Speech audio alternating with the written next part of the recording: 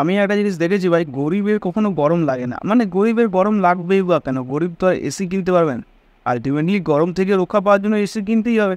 AC না কিনে গরম যাবে কী করে?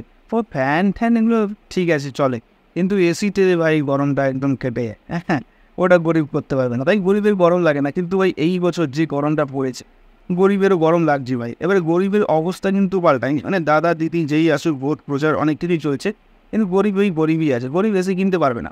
এবছর গরিবের গরম লাগছে, তাই গরিব এখন কুলার কিনতে যাচ্ছে।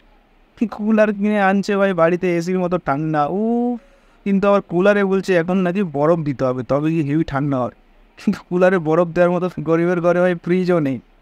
গরিবের কি দুর্দশা ভাই, ওই ট্যাপ থেকে গরম গরম জল আনছে আর কুলারে ঢালছে, আর বলছে আর কি ঠান্ডা হয়। গরিবের এটাই ঠান্ডা হয়, গরিবের কুলারই ফাটাফাটি ব্যাপার। তবে এবছর গরিবের কিন্তু গরম লাগছে ভাই, এটা কিছু করার নেই। নাহলে গরিব কুলার কিনতে যাবে কেন? ফ্যানেই কাজ চালিয়ে নিত।